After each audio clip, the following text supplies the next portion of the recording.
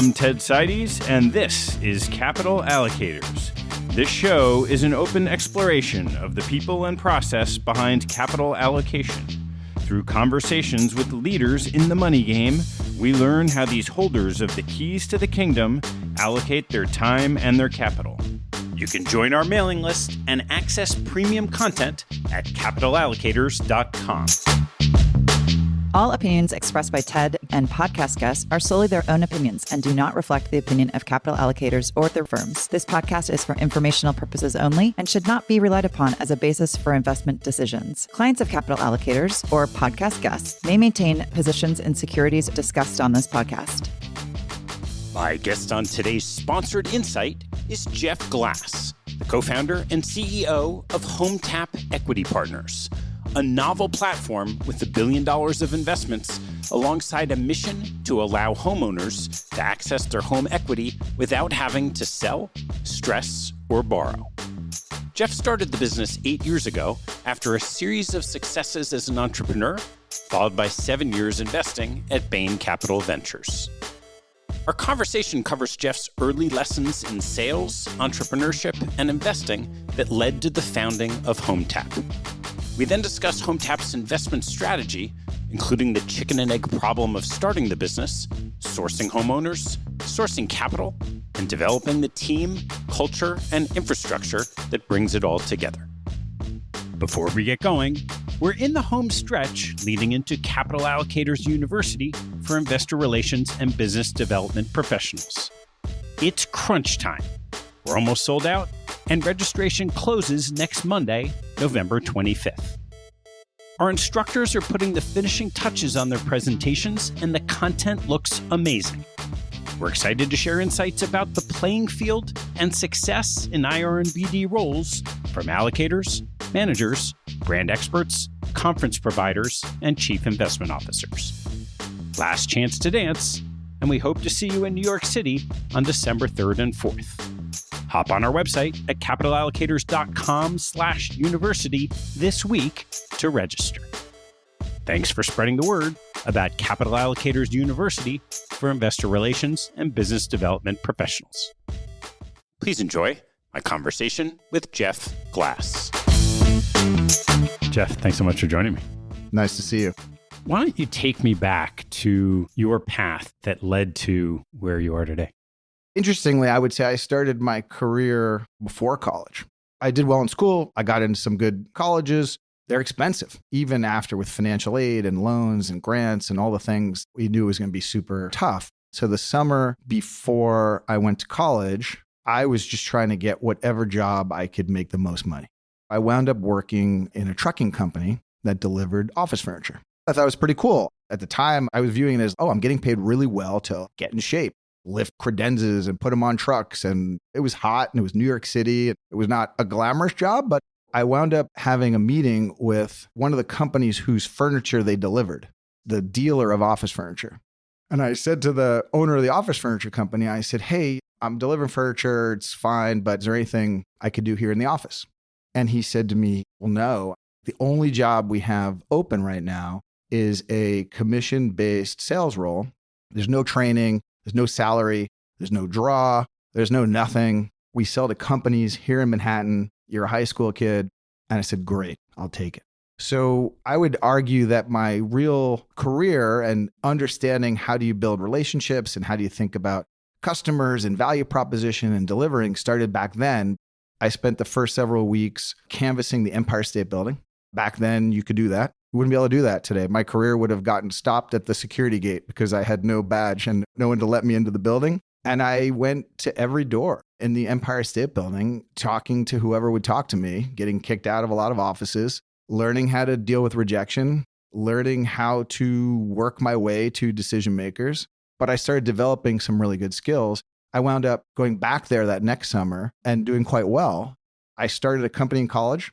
So my freshman year, I could not afford a college sweatshirt. And I was infuriated by the cost of a sweatshirt and the monopolistic pricing of the bookstore. And my roommate and I started doing some research, and the markups were so phenomenal that we were just, this is ridiculous. So we borrowed about $10,000, which at the time was an enormous amount of money, from my roommate's father. and we launched a college clothing company. We built a mail order business targeting parents and alumni. And then we wound up bringing it on campus and having trials and tribulations around the bookstore and their rights to have a monopoly on campus. So that was a whole other set of entrepreneurial experiences. But my career as an entrepreneur and trying to build things and build relationships really started quite early. Where did that take you after college? When I graduated from college, I wound up getting a job with a strategy consulting firm. And my thought was, okay, this is good. I know how to be an entrepreneur. Now I can learn the strategy side and the financial side and the analytical side. Like that'll be a good, well-rounded experience, perspective. I got laid off 6 weeks after I got there. So I also learned a quick early lesson about risk tolerance, which is perhaps the best way to mitigate risk is to put yourself in a position where you have more control over the outcome than less. So I have always viewed companies that I've started as less risky than going into a big company job, because in a big company, you don't know what's going to happen to you. And it often has nothing to do with your performance or what you can deliver. Whereas in a small company, you have a little bit more control over that. I wound up going to a different strategy consulting firm, the Boston Consulting Group. It was awesome. I learned a ton. I worked for all these great clients and cases and industries and worked with these super great, smart, wonderful people. And I just got the business bug. I was like, wow, I think I just want to stay in the business side. I still had no money and still had a ton of college debt. My little college business did well, but not well enough to get me fully out of debt. So BCG was gracious enough to make me an offer to go to business school, pay for my business school if I were to come back and work there. So I worked there for a bunch of years before and after business school, and really grateful for it. And then I went for many years on an entrepreneurial run where I was part of smaller companies trying to build new products and new industries. So I'd love to hear some about that entrepreneurial run. What sector did you jump into after seeing a whole bunch of different stuff at BCG? So I'm at BCG. I'm part of their multimedia convergence practice area. And what that meant was there was this thing called the internet. People thought it was going to transform business models and the world, but it was still early and no one knew exactly how that would be.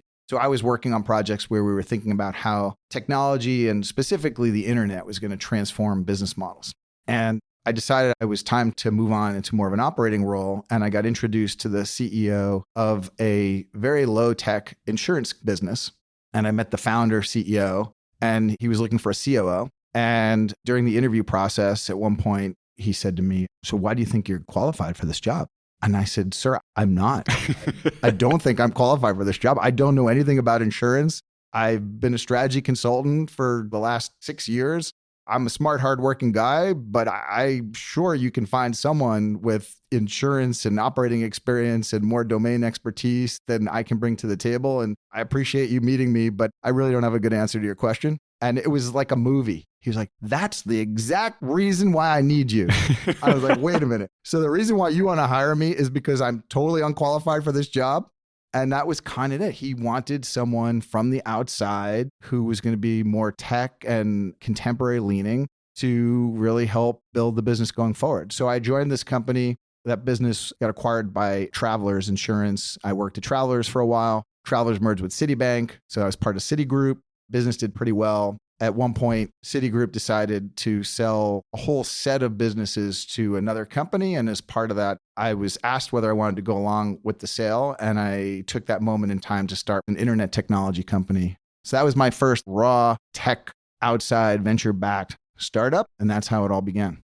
How did you get from operating startups to the investment side? I started an internet company that did pretty well. Honestly, maybe more a function of the time. We got acquired. Then I started another technology company, which was an early mobile technology company. That business grew to be quite big over many years and also had a nice outcome. And Bain Capital Ventures was an early investor in that business. I had at that point just completed 3 back-to-back, really hard, long operating runs of building really early stage businesses. So I get asked sometimes from people thinking about being an entrepreneur, when's the right time to do it? And how do you think about it? Should I put away some money first? Should I go to business school? Those are reasonable questions that I had.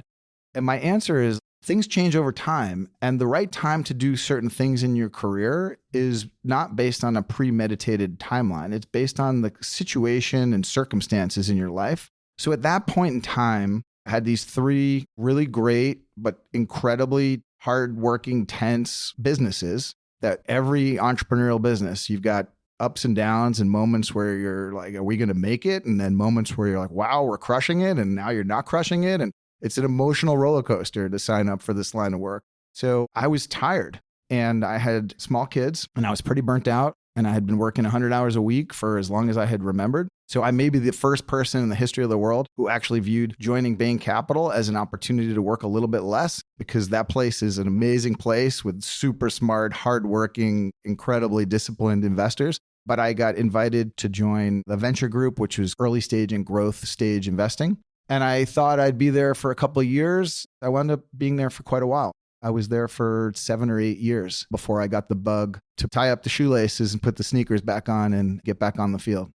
So when you were in that investing seat, what were some of the key lessons that you had from being an operator, being an entrepreneur, that you felt you were able to help other entrepreneurs with? I think I still benefit from having seen this movie from 3 lenses: as a CEO lens, of an investor on the board lens. So seeing the same movie from a different camera lens really does shape your perspective on things. For starters, one thing that was very useful is that there's an empathy that you have for the team that I think you don't necessarily, or really can't necessarily have if you've never been in their shoes. So I think that that was a really useful thing for me, because when I would be trying to help or brainstorm or coach, I was drawing on actual similar challenges and opportunities that I had to deal with in my life. So I think that was helpful. And I think I got a little bit more credibility and benefit of the doubt. I don't think it has to be true, but I think there's often a lack of trust that can sometimes exist at the board level between leadership and the board.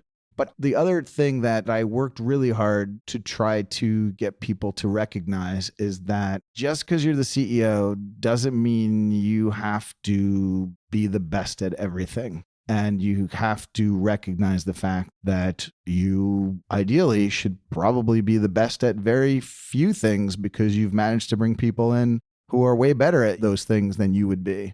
And so I think it helped me a lot in seeing really good examples and less good examples of just this idea of your job as CEO is to work for the company, and it's not the company's job to work for you. And you've got to work harder than everybody, and you got to walk the walk and talk the talk. And you got to remember that your job is to make the company successful, not the company's job to make you successful.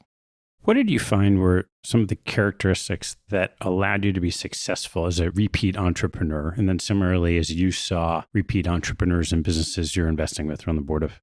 So much of the success or failure of businesses is really thin. And it's timing. It's, did one thing break your way or break the other way? Did you manage to just get through that tiny window, or did the window shut before you got out?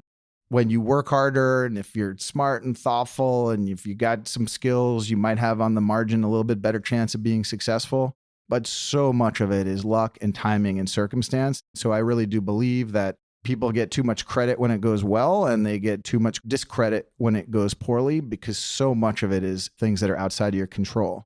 So that's a really important lesson for me, because what I found is I was lucky enough to have some early wins. So here's what happens. You have an early win, and now people are like, oh, this guy Glass, he knows what he's doing. And then capital wants to back you because you just made your last investors a truckload of money. Well, now you have the capital and you're recruiting talent. So talent says, well, yeah, I'm going to go work with a guy who's had a bunch of successes and his businesses have done well and he's funded. He can afford to pay me. So now you've got capital and you've got talent. And if you've got capital and you've got talent and you're pointing yourself in an interesting space, you now have the team and the luxury of time to go figure it out. And then you figure it out and then you have another win. And now it's like, wow, this guy's done it twice. He's done it 3 times. He's done it 4 times. It must be because he's got some special sauce. No one's got the secret sauce. We work hard. We do our best. Some of us have different skills and different talents, but a lot of that is the benefit that you get. If you've had a few wins, it really does improve the likelihood that the next one's going to be successful for those reasons. So when you got ready to tie the laces back up, jump back on the court, what was the genesis of the idea you wanted to pursue? So I left Bain Capital to help turn around one of our portfolio companies. I wasn't yet fully committed to leaving Bain Capital because I loved it. It's a great place. But I was yearning for the operating side and liked being an investor, but would say I didn't love it. I just wasn't getting the emotional energy of what I get when I'm on the operating side. So I went back, worked inside this company. Thankfully, things went well. We wound up getting it growing and profitable, and it wound up being acquired.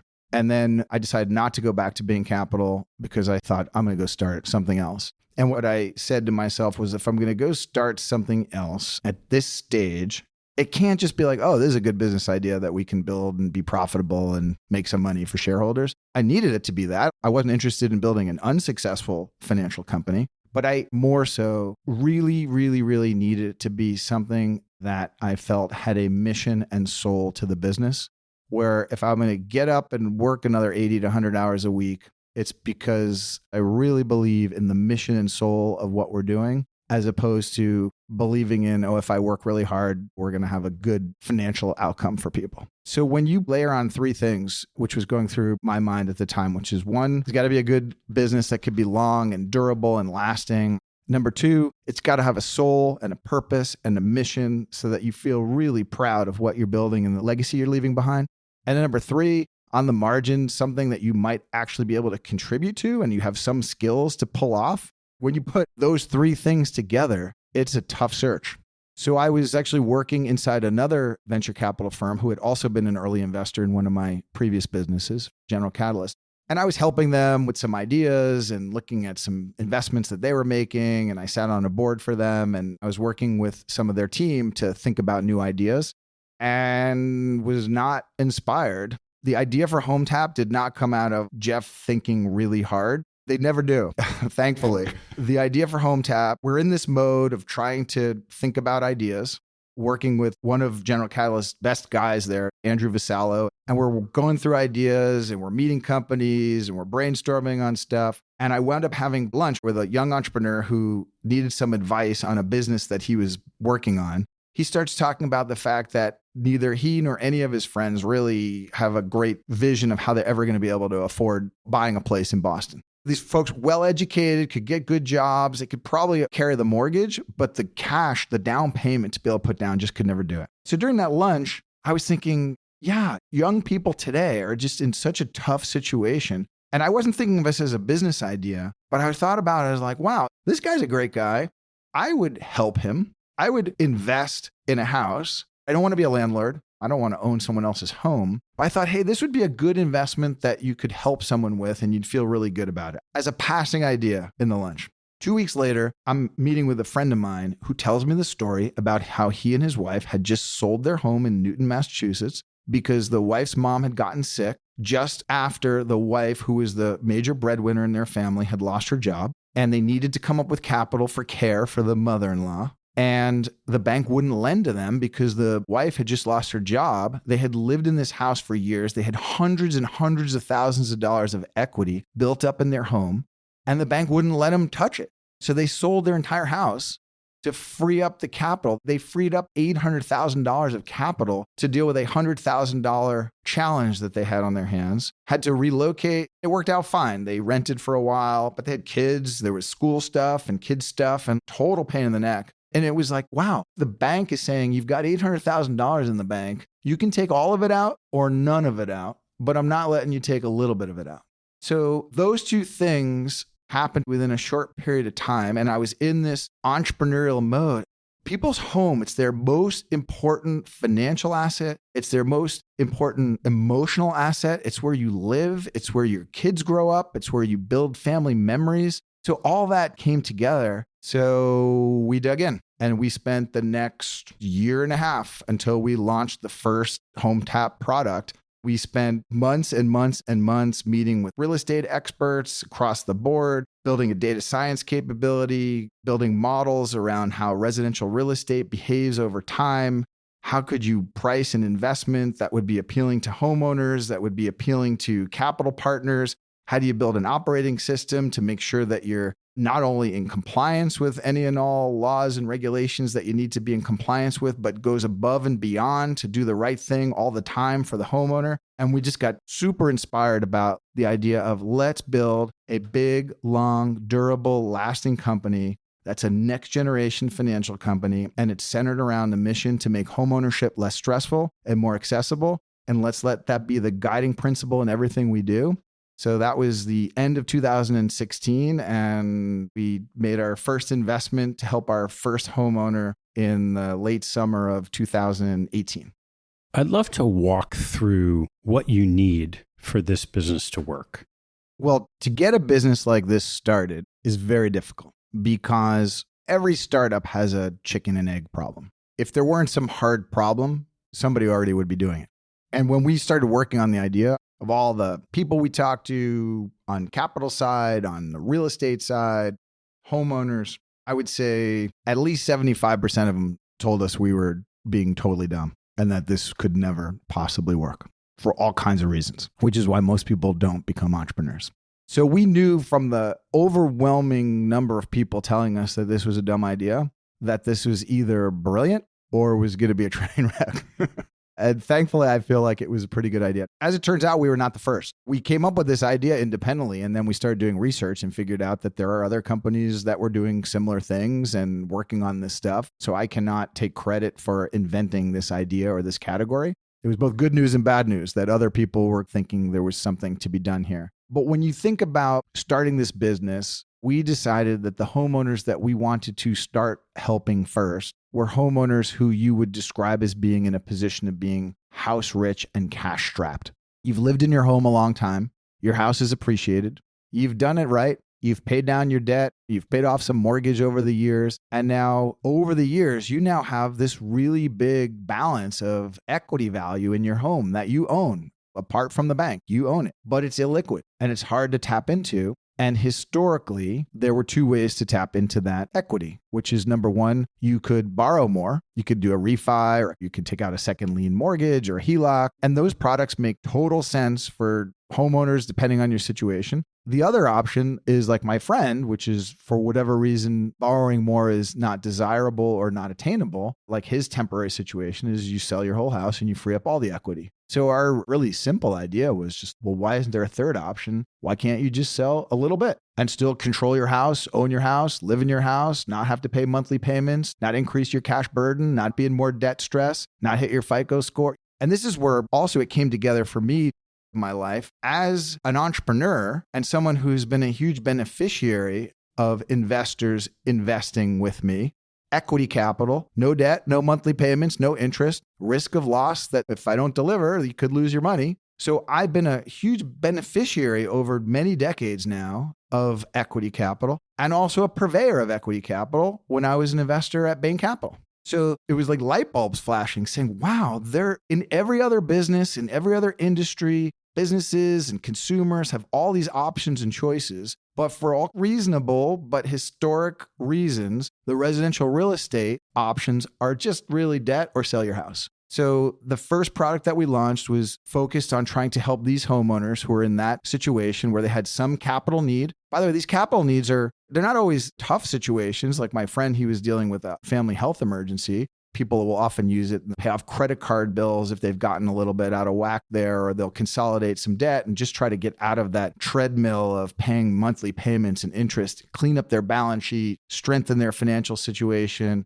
get their FICO scores in order. I love that. The financial health of that is a huge part of making us feel really great about what we do. The other side, though, is the opportunity side, which people are using this money to fund new businesses and the working capital of their businesses, or to renovate the kitchen, or to pay for their kids' college, because the gap between financial aid and what you've got is pretty tight. And so the next 4 years is going to be horrible. But now maybe I'll just take a few chips off the table here and I'll be able to fund my daughter's college bill and still be able to have a life over the next 4 years. So we see all kinds of use cases for it, but it's really focused on these homeowners who are in that situation where we're helping them tap into an illiquid asset and make it liquid for them. So that's the homeowner side of it. And then of course you have to structure those investments in such a way that there's a value proposition for capital. We can't deliver on that mission for homeowners unless there's also a value proposition to capital partners.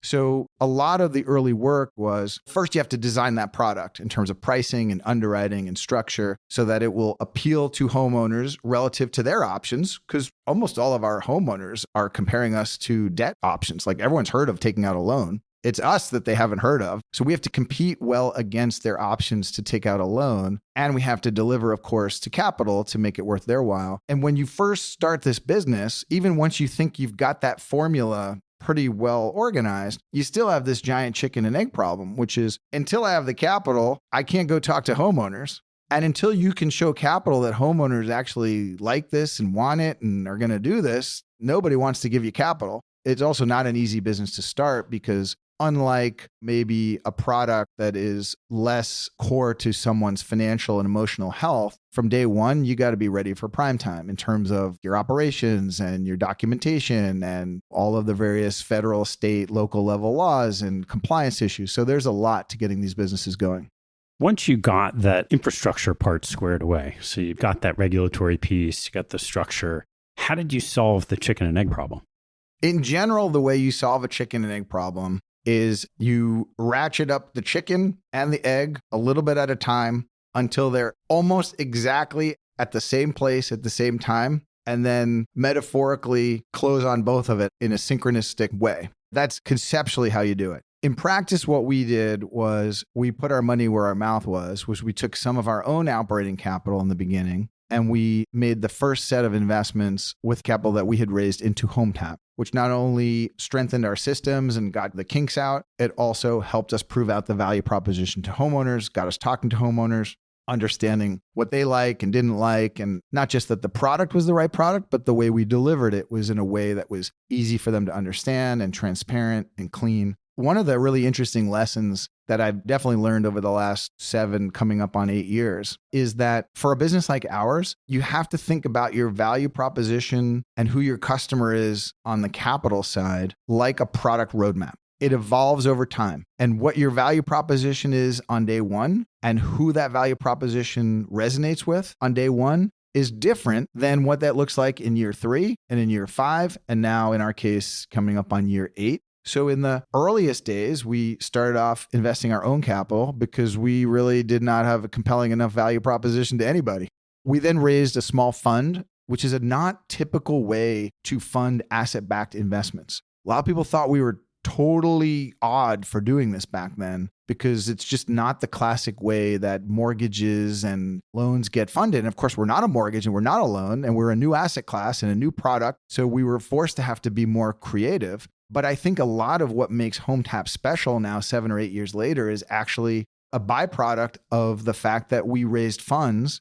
So we are an asset manager and we manage these portfolios and our homeowners with the care and attention that an asset manager would. We're this mission-driven company that goes beyond everything we can possibly do to help homeowners in any way possible. But it also works to the advantage of our capital because if you can help homeowners avoid tough situations, then you're going to have good outcomes on the investment side. So we are very different than a classic mortgage originator who originates a loan and then sells it off to an investor. And then we are completely committed to an ongoing relationship with the homeowner and completely committed to working with the homeowners to ensure that they do well. And we're an equity product. So we want their home to do well. We want them to make a lot of money off of the future sale of their home because we're completely aligned in how we get paid. So there's just been a lot of really good alignment and operational strength that's come out of the early ways. That was the only way we could solve the capital issue, was to create this GPLP fund, but a lot of good stuff.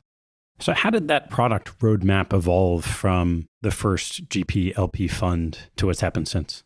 I think they evolve along a number of dimensions. So one of them is around scale. So the first fund was $12 million. We've had days now where we've deployed that much capital. That fund lasted us the first year plus. One of the things, even as we started to grow, which was another chicken and egg problem, is as we'd start to talk to people who had the capacity to write $100 million types of checks or more, and we've had some write even bigger checks, they'd say, well, if I commit to you, I need to put this money to work, and you've shown no proof that you actually could go deploy this amount of money for me. And I'd say, well, it's pretty difficult for me to prove that I could deploy $100 million if I don't have $100 million. The second one I would say is around financing. So historically, what makes the mortgage world work is the availability of warehouse financing and of securitization. which allows for both investors to seek a levered return and also through the securitization market be able to achieve some level of liquidity so that they can take that capital back and in many cases then go recycle it and redeploy it. So for example, our first fund, there was no warehouse facilities available. People hadn't heard of the HEI industry, the home equity investment industry. And we were literally 7 years away from there being a securitization market. So I think another element to how you build your product roadmap is what can you do to be able to create some level of both leverage and also liquidity for investors. In our case, between then and now, we had a middle period where we brought in a strategic lender who we created a term loan facility and essentially created a private securitization, even though there were no ratings at the time and there was no warehouse capital 4 years ago. So we managed through entrepreneurial effort and good partnership to create that on our own. And that allowed different capital to be able to invest with us. The third one where I think we've gotten clever is in terms of the types of structures that we're able to accommodate. So the early investors with us were LPs. They like what we're doing. We call capital. We have the fiduciary responsibility to invest that wisely for them. And they're an LP in the fund and they have a certain level of reporting and they get distributions. It's a GP-LP relationship. Well, many institutional investors are not at all interested in a fund. So the next thing, we did a fund of one. Okay, you can't do a multi-LP fund. We're going to take our fund structure and it'll just be for you and you'll put up all the capital and we can tweak the rules associated with the fund based on the fact that it's all your money. Then we migrated to more traditional ABS terminology and we started to do what's called flow agreements, where we agree on what the investment criteria will look like. We will go out and make those investments, and then you as an investor commit to buying them from us. We then created a joint venture structure where we and a partner came together and we collaborated on a bunch of stuff. So a part of how we have evolved the value proposition, broadened the market for the kinds of capital that would be interested in this is through a combination of scale, financial structures, legal entities. And it's been an amazing learning experience for me. I really have a deep appreciation for how much creativity can be done on the capital side to really build and structure products to create a value proposition for different segments of capital. So as we sit today, what's the scale of what you've done on both sides of that platform? Early in this year, we crossed deploying over $1 billion. We've been growing very rapidly since then. We have helped over 14,000 homeowners. We operate in 18 different states across the country, and we're growing pretty rapidly from that. We've got over 240 employees at Hometap. We're trying to build this to be big and durable and lasting, and we're pretty proud of where we are. So in that path, when you went from a $12 million fund and maybe helping your friend to 14,000 homes, what have you had to build to be able to make all that work? It's mostly about team. We've been very, very lucky. We were able to recruit people early on who not only were fantastic when we recruited them, but who have developed over 5, 6, 7 years into brilliantly talented executives. And those teams have been building out the organization more broadly. The most important thing you can get right if you're going to scale a business and continue to grow and be durable is culture. How could we possibly achieve any really important, critical goals if we don't have a team that believes in our mission, that cares about each other, that goes the extra mile, that works through the startup phase, that works through the pandemic, that works through the Jerome Powell phase, that works through the crazy, turbulent political times that we live in? Because at the end of the day, even though it's hard and it's rough and it's long hours and there's stress, it's because they believe in what we're doing and they believe in each other and they feel committed to our mission and to each other. So if we get that right, it doesn't predetermine success, but it's absolutely a prerequisite to success. And if you don't get that right, you've got no chance. So I would say the number one thing is culture. Right behind that, I link that to having a team that replicates your culture, believes in that culture, and operationalizes that culture so that culture isn't just a plaque on a whiteboard or in a conference room that has a bunch of values listed. It's just something that you live every day. What are the key things that you feel like you've gotten right in operationalizing that culture? Well, when we were maybe 10, 12 people, we, through foresight or luck, we said, wow, this might be a big company someday. We better get crystal clear now on what we're all about. So we got really clear on identifying what our values were to support this culture. And then on the back of that, to this day, when we interview candidates, all questions basically translate into our core values. When we're finishing up annual performance review conversations inside our business, their guidelines around are describing how you're doing relative to our core values. When we have our all hands meeting once a month where we get the whole company together, we take a moment to highlight a few individuals who've gone above and beyond in demonstrating our core values. And when someone's not demonstrating those core values, what we ask is for leaders and managers to call them aside and say, hey, that's just not the way we do things here. And over the years, we've had to make some tough decisions where people are, maybe they're really good at getting some stuff done, but they don't get stuff done in the way that we want it done. And we've had to part ways with folks who don't represent these values. I say this all the time to new people on their first day, which is the CEO cannot decree a company culture. I can do my best to live those values and to appreciate them, but we're 240 people.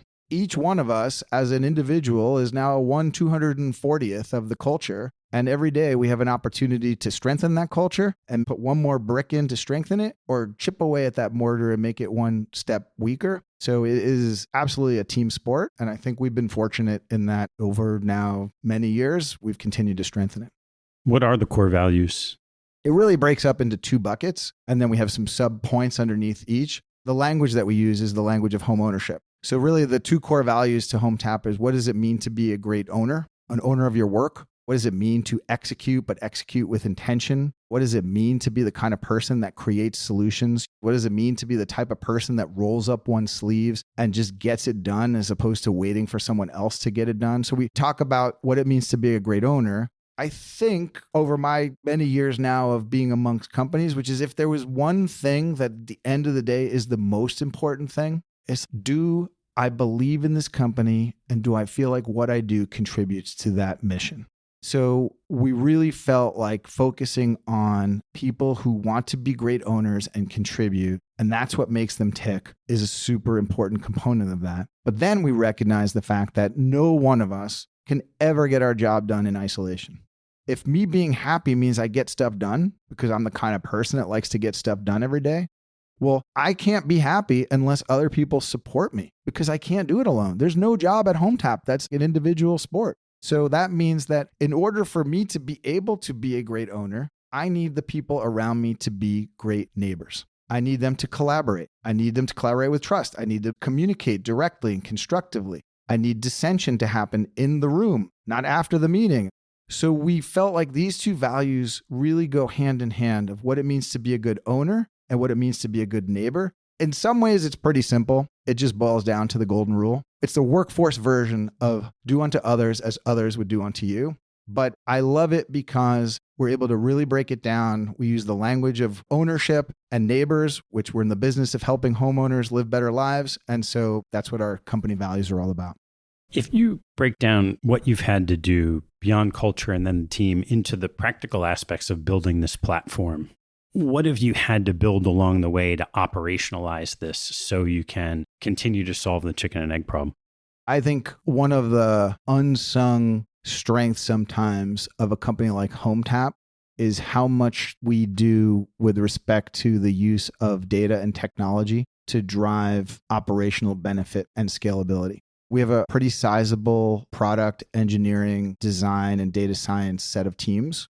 We do think about three constituents internal to Hometap. One is our homeowners. We're trying to continuously think about building a user experience that helps them understand what they're doing, makes it easy to do it, interact with us well, puts as much work as possible on our shoulders and takes it off of their backs, and really be best in class in terms of a user experience. The second part is, in order to achieve this kind of scale, you have to have systems and processes in place that allow for that you to scale without making mistakes. So we have built an enormous amount of operational technology to support the application process, the underwriting process, the signing and funding process. And then the third group that we think about in terms of technology and capabilities is the capital side. And a lot of that has to do with reporting and how we're able to move money back and forth and to give them an understanding of the size of their portfolio and how it's performing. Some of that now is an operational component. We've done just this year multiple securitizations. There's now ratings in this industry. So the rating agencies are able to provide ratings to these assets, which has now led for broadly syndicated securitizations, which brings new capital partners in. So I'm really proud of the job led by our capital team, but cross-functional in terms of broad support. So it's a combination of technology and operations that you have to invest in order to make a company like this work. As you scale a platform, it's never a perfectly smooth line. So I'm curious to hear some of the mistakes or bumps along the road getting from where you started to where you are today. The growth of our business, I think of as being, it's a stool. We're trying to build the world's best, tallest, most durable stool. Boy, that sounds like a really inspiring mission. The three legs of our stool are homeowner demand. The second leg of the stool is capital supply. And then the third piece, which is where your last question was, is associated with operational capability to scale and scale with excellence. And that starts with our marketing capabilities and our sales. And we actually don't call our salespeople sales. We call them investment managers because we want them to think about their role as they're helping a homeowner manage through an investment process and decide if that's something that's interesting to the homeowner. And then, of course, our underwriting and application team, and then all the things we do to support all that under the operations side. If any leg of the stool is shorter than the other two legs, you got yourself a bad stool. And we want to have a big, solid, stable stool. So I would say at any moment in time over the last 7.5 years, the leg that has often been the shortest has been the capital side. Historically, that is no longer the case. As a result now of a 7-year track record and a securitization market and the rating agencies rating this, I would say we're now in a place where there's a broad range and different types of investors that are looking to get into the HEI and Hometap world. Go back to year one, we had $12 million. And what our marketing team quickly figured out is that there was enormous demand for what we do. But we only had $12 million and we needed that $12 million to last until we would be able to find the next pool of capital. When I think about the challenges of the business, it's thinking about those three things. The schedule management and coordination across operations, capital, and homeowner demand is a very complicated and critically important thing to get right. And I'd say at any moment in time, we've had to juggle those three things. What's happened to the competitive landscape for what you do from hearing that maybe there were other people trying this 7 years ago to now $1 billion and growing? For the most part, our competitors have done well. And we have a lot of respect for our competitors in the space. And there's been some new companies that have entered that are off to a good start. There's a lot of homeowner demand for what we do. So I still would argue we're in the very early innings of the opportunity to help homeowners here. I think the increased value of homes, the rising interest rates, the unfortunate fact that real incomes have not risen nearly as fast as the cost of housing. I think that those continued macroeconomic trends have led to a lot of tailwinds for businesses like ours.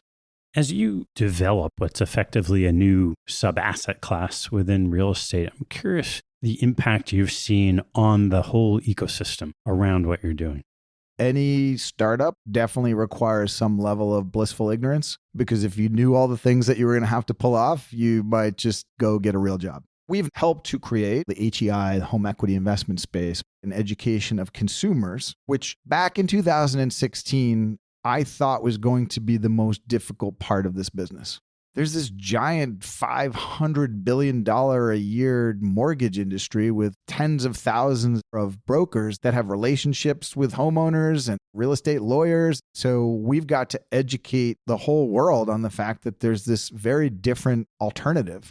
What I underappreciated is just how many different parties need to come together to create a new asset class, which is what we've done. Today, I would say that home equity investment is still relatively small, but it is an asset class. It's an established asset class. There is everything that you would expect to be in an asset class in terms of bankers who lend to the space and securitization bankers and bond buyers who are looking at the QSIPs and understand how to value them, and intermediaries like diligence providers and accounting firms that know what to do, and lawyers that understand the transactions, and backup servicers that are in place in case there's a problem and you need to help homeowners and something goes wrong with the company. There are so many different components to what it takes to pull this off. It's probably 20 different categories of companies that need to be in at the same time. So it takes time to get that all to come together. We're finally there, but that was hard. That took a long time.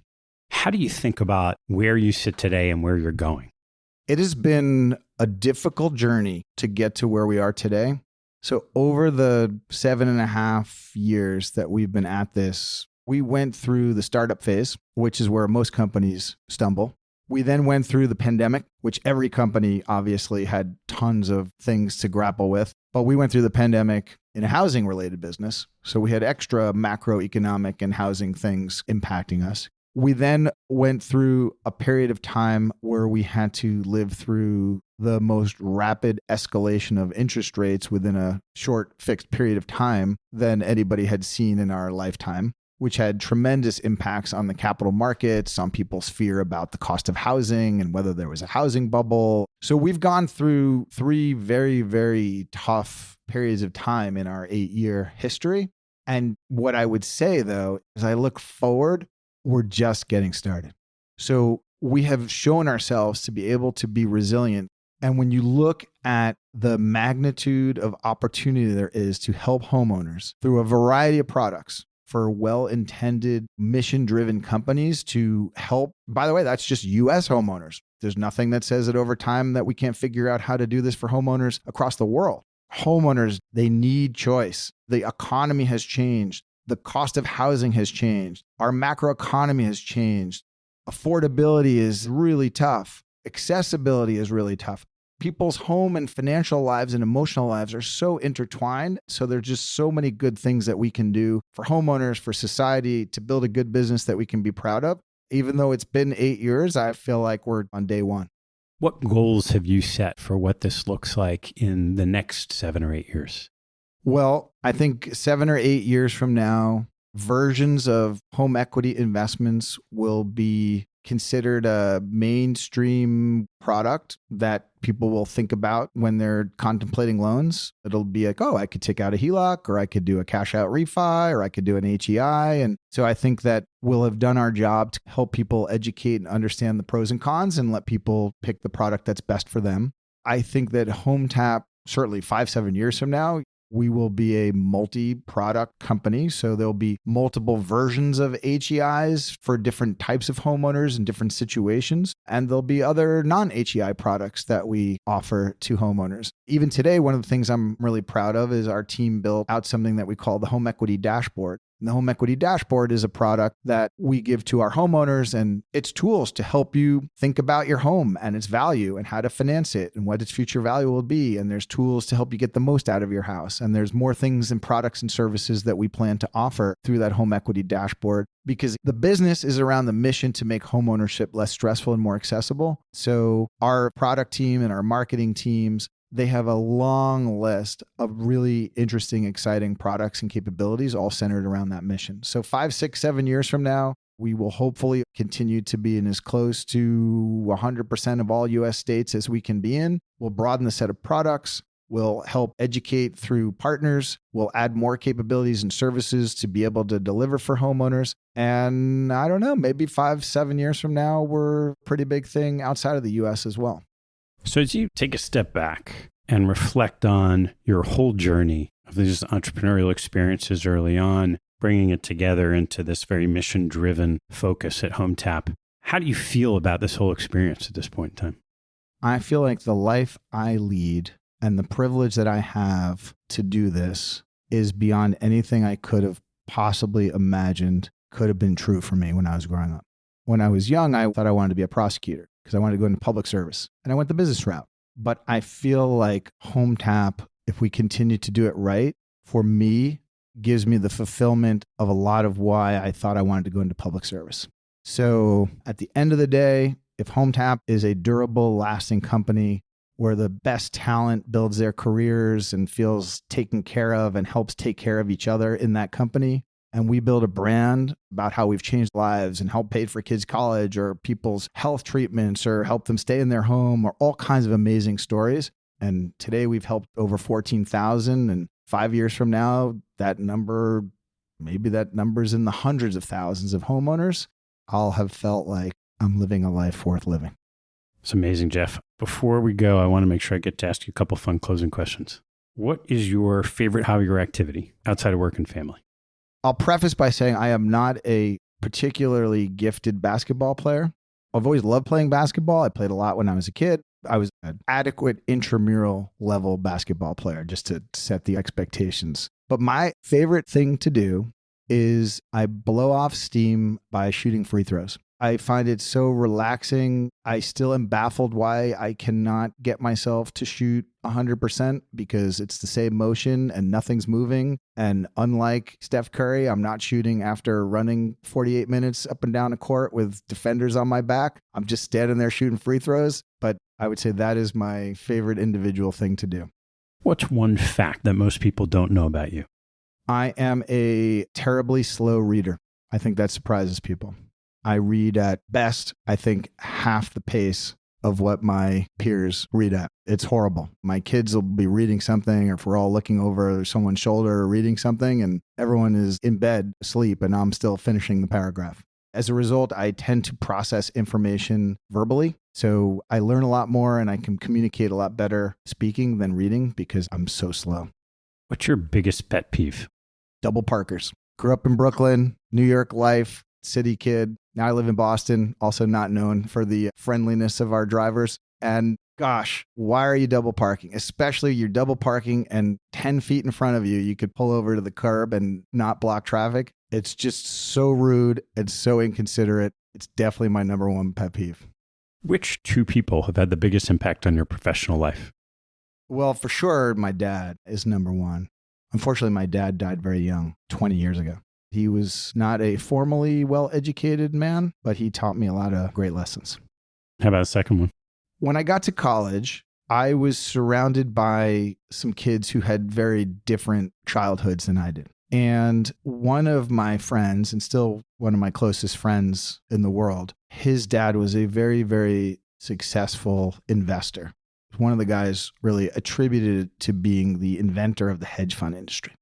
And the whole world that they lived in was totally foreign to me. I'd grown up in blue-collar inner city Brooklyn, and this was a whole different world. And the thing that his dad's name's Howard Berkowitz. And Howard took me under his wing a bit. And the thing that I saw with Howard that was amazing to me, he is such a good dad, and his family loves him so much, and he loves his family so much.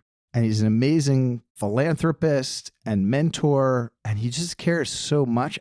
It was great because I think prior to seeing him, I would have stereotyped that says rich people are X, and I was of the poor side, and poor people are Y.